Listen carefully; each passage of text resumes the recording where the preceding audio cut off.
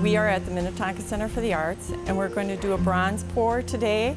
We're the only community art center facility that has a bronze pouring facility in a 5-state area. When we start up that furnace, we're going to heat the metal to 2100 degrees.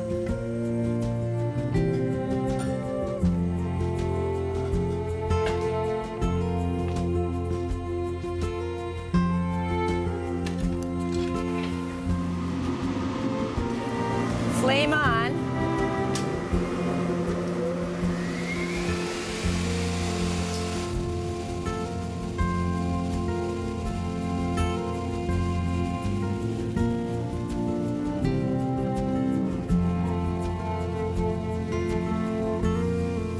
I don't think I'd be an artist if I had not landed at the Minnetonka Center for the Arts.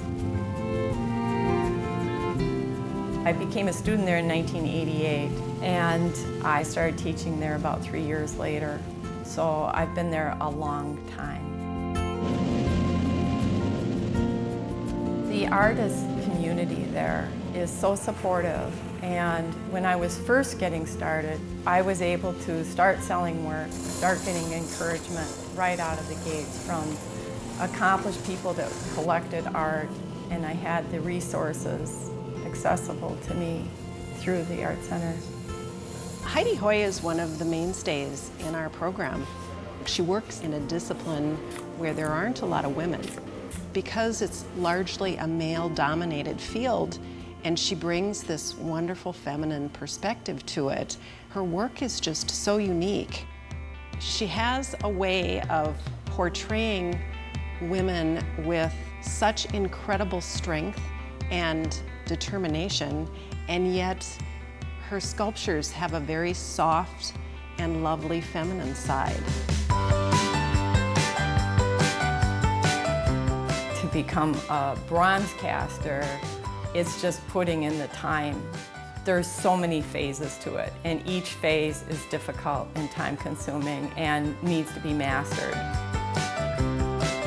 I feel very lucky that I've had the time to explore it.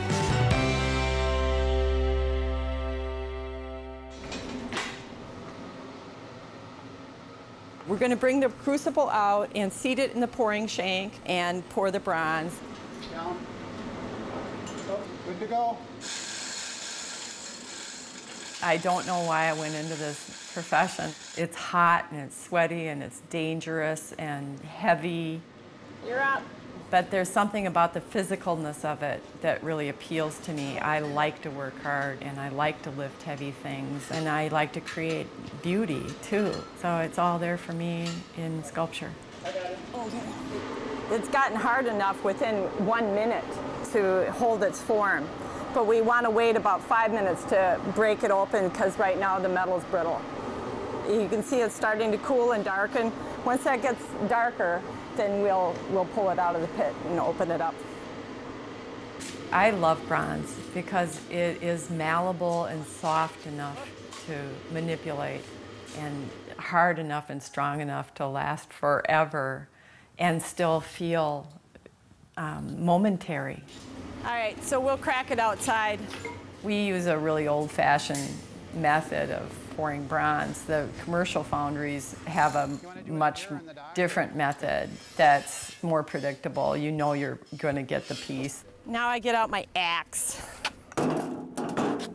With my method, when you open a mold, it's always a curiosity to see what you have. You don't even know.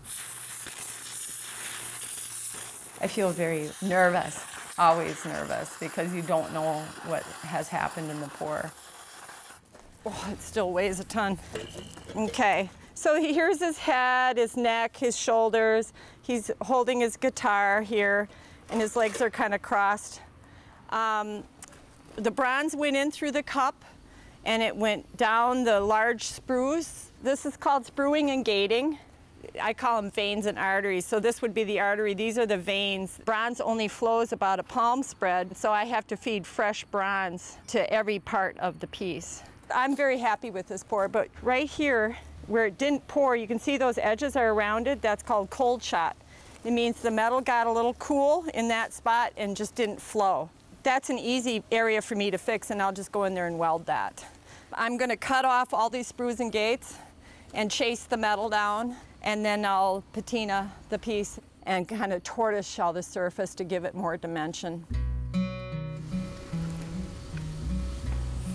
So when I'm finished working the bronze, it's raw bronze, so it's shiny, and I can't keep them that way because they would tarnish over time anyway. Your fingerprints, the acids from your hands would etch it, and to finish a piece and present it, I have to patina it and then wax it or lacquer it to give it color and warmth and depth and body. Patina is an art form in itself, and I wish I knew more about them. I've experimented with patinas, with ammonia vapors and salts, and they can get very exotic, but they're very hard to control. So the patinas that I use are classic patinas.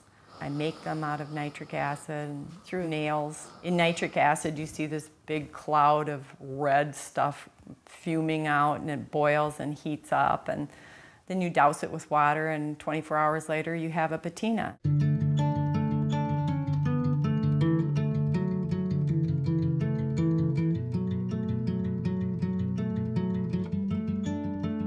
As I evolved as an artist, I realized that what I wanted to do was sculpt what moved me emotionally. So I started sculpting women, really about the emotions that women experience, and I wanted them to be uplifting and somewhat noble. Bronze is called the noble metal, and I think there's a reason for that. There's just something to me that's very sensual and beautiful about bronze. I don't know, there's just something about it.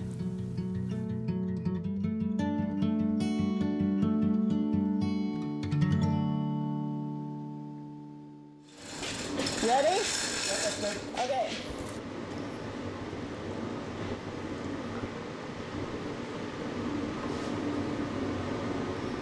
You're up. Minnesota Original is made possible by the State Arts and Cultural Heritage Fund and the citizens of Minnesota.